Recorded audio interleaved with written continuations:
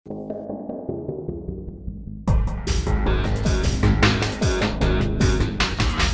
mi to ako nejaký špeciálny merací prístroj. A zaujali nás aj tieto sedačky z lietadla. Je tu strašne veľa dverí, miestností a chodieb. Dobre, tak skúsim ešte istič hlavného osvetlenia. Aha, super. Je to fakt zaujímavá architektúra budovy. Na starý malý projektor. Našiel som tu 4GB SAS disky. Takúto celú skriňu s jeho dokumentáciou. Ďalší takýto malý 800 megový harddisk. A takúto starodávnu grafickú kartu.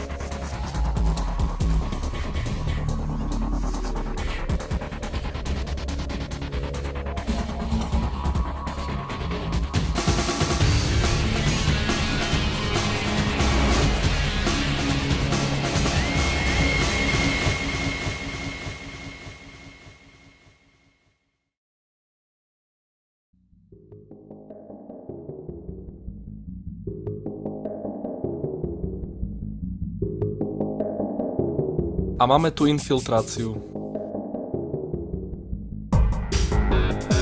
Dnes je to letecká fakulta v Košiciach, ktorá disponuje niekoľkými chodbami a veľa miestnosťami. Nechali tu ležať len tak kopec vecí.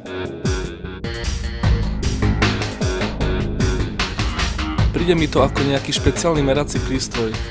Ďalej tu máme starodávny písací stroj, starú počítačovú výbavu kancelárie a zaujali nás aj tieto sedačky z lietadla. V uzavretej klietke je vidieť mnoho zariadení. Tak to je z prízemia asi tak všetko, prechádzam na vyššie prvé poschodie. Táto budova má dvojité schodisko, tu na a ešte na bočnej strane. Je to tu celé prepletené. Je tu strašne veľa dverí, miestností a chodieb.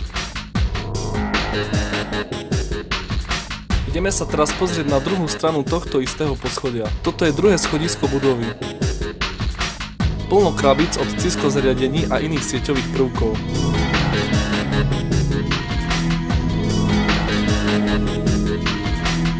Ďalej môžeme vidieť výbavu aj z iných tried. Vchádzam do jednej z tried, ktorej názov bohužiaľ neviem, pretože dvere sú vybité. Nemám ani šajnu, čo to môže byť. Takto vyzerá plán budovy. Nástenky a výzdoby sú stále skoro v neporušenom stave. Na konci chodby sme zbadali ešte tieto otvorené dvere. Môžeme vidieť malú prezentačnú aulu. OK, takže pokračujeme ďalej nahor. Skupina EŠVL. Zrejme nejaká skupina žiakov EŠVL. Čo je to EŠVL?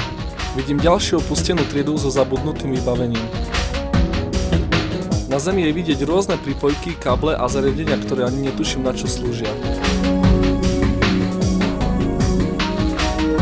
Toto je schéma zapojenia vypínačov.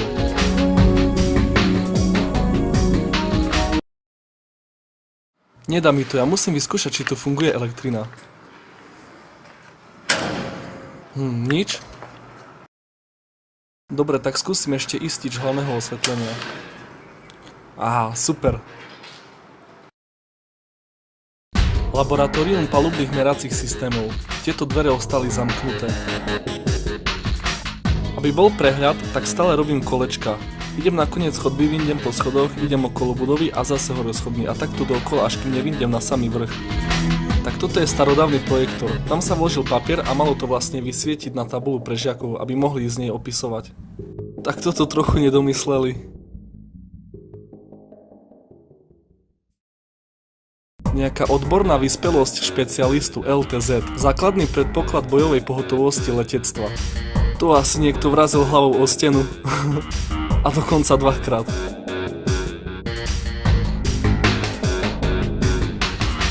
Je to fakt zaujímavá architektúra budovy.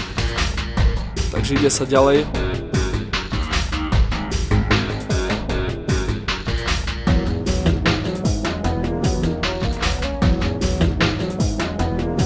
Letiskové technické zabezpečenie, no ďalej sú iba záchody.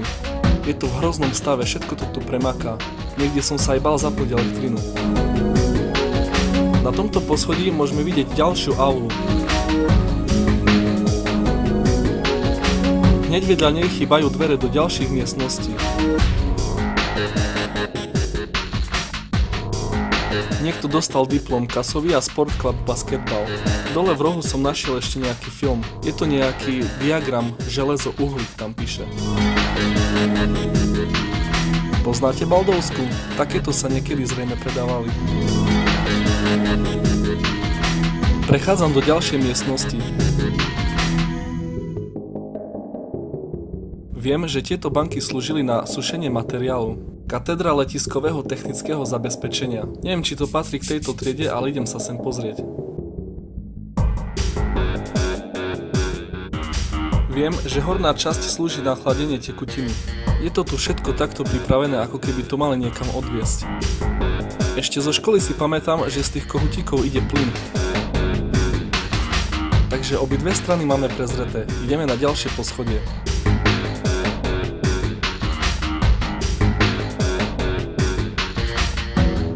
Boli sme tu už viackrát, ale niektoré dvere boli predtým pozamykané.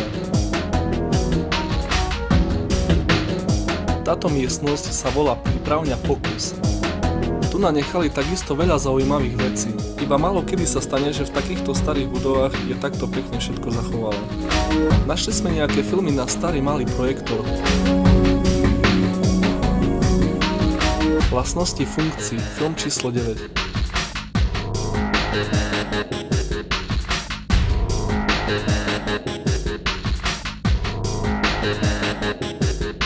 Toto je dynamo. Krútením sa vytvára elektrická energia.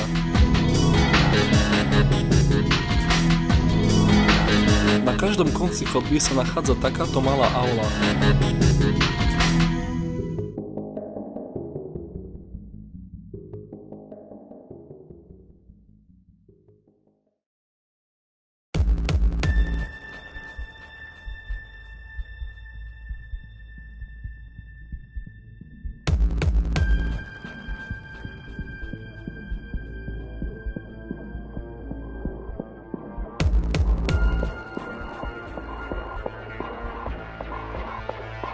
Obrovský objektív s uzavierkou ako na foťaku.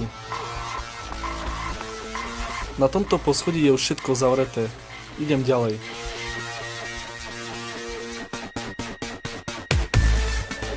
Katedra leteckej technickej prípravy. Keď som vošiel dovnútra, spomenul som si na ten pocit ešte zo školy. Ako som sedel v lavici a mal som čo hovorí učiteľka. Toto je vzadu za triedou. Môžeme vidieť rôzne žiakmi vyrobené základné dosky. Objavil som ďalej miestnosť, ktorá ma zaujala najviac zo všetkých. Tu kedysi sedel zrejme nejaký programátor, ktorý si písal vlastné kody a zostavoval si takisto vlastný hardware. Našiel som tu 4GB SAS disky, takúto celú skriňu s jeho dokumentáciou, ďalší takýto malý 800MB harddisk a takúto starodávnu grafickú kartu. Vzadu bola ešte ďalšia miestnosť. A opäť vidím na zemi rôzne zariadenia. Všimni si tieto sluchátka, ktoré majú miesto jacku za strčku. Tu asi robili fakt čudné pokusy.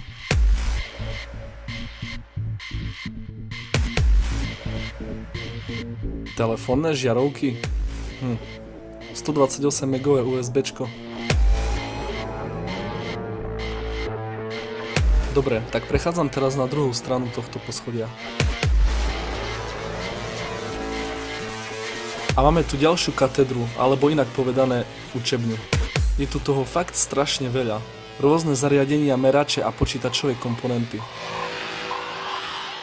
Skúšobný stôl pre žiakov, stará rýchlovarná kanvica a toto je obrovské trafo, ktoré dokáže vyprodukovať niekoľko kilowattov. Dá sa prejsť do ďalšej triedy. Na tabuli sú napísané ešte posledné poznámky.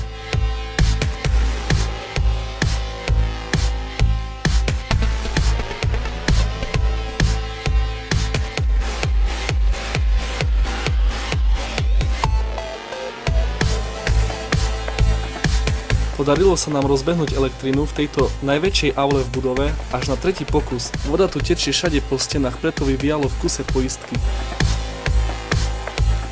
Táto miestnosť je mimo budovy, ona vlastne trčí z nej.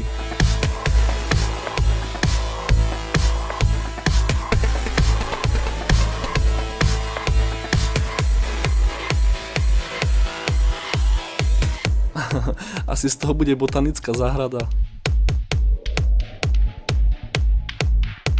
Prechádzam na poslednú hornú časť tejto budovy.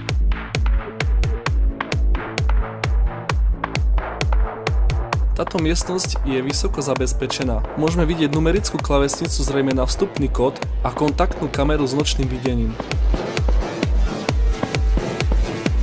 Laboratórium leteckých zameriavačov. Toto bolo stried a miestnosti všetko, ostáva nám ešte strecha.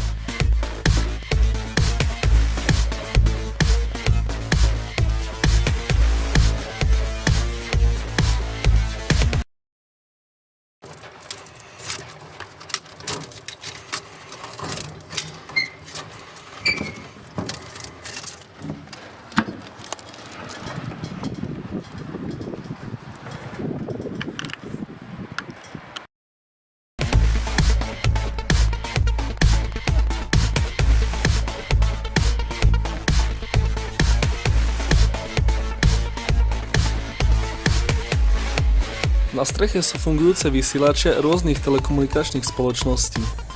Všetko je tu normálne v prevádzke, vlastne celá budova by fungovala, keby nebola v takom dezolátnom stave.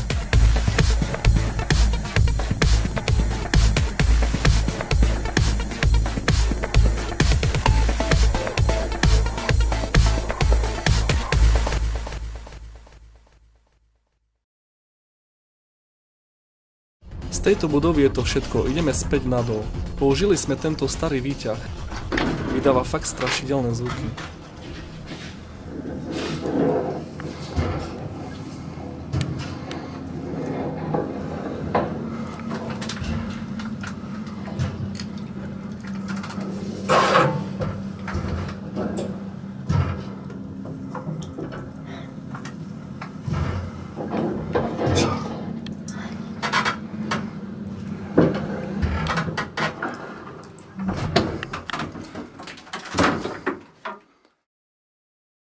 Nakoniec sa nám podarilo ešte predsa len niečo.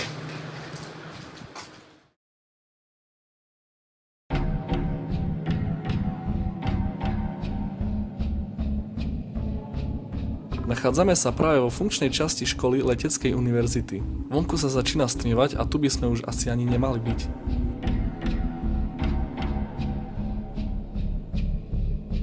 Je pekné, ako si tu vystavili motorové časti lietadiel. Toto skôr vyzerá na helikoptéru.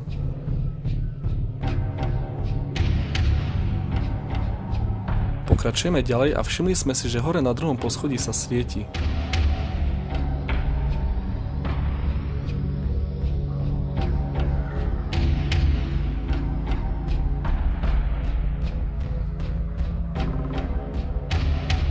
Kniha s príchodmi a odchodmi. Práve som pri hlavnom vchode a toto je asi takisto čítačka príchodov a odchodov, ale predpokladám na ISIG. Idem na horné poschodie, vonku už začína byť vážne tma. Tu je to svetlo, o ktorom som hovoril.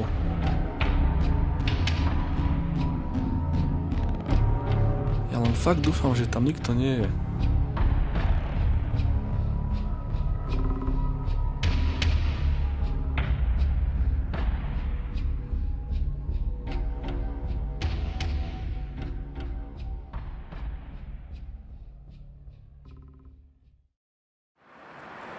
Z tohto objektu to bolo na dnes všetko. Je čas ísť domov. Som zvedavý, čo zase nájdeme na budúce.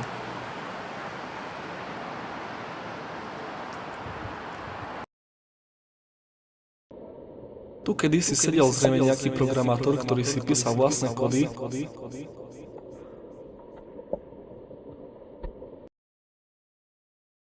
Vzal som si jeden disk z toho počítača domov. Som zvedavý, čo tam bude. Jeho kapacita je iba 10 GB. Disk sa po toľkých rokoch znova rozbehol. Je to neuveriteľné. Mikita, Blažek a Hudák.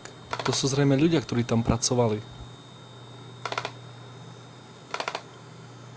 Objavil som nejakú zložku s názvom Stelinka. Jej obsah tvoria fotografie novonarodeného dieťaťa.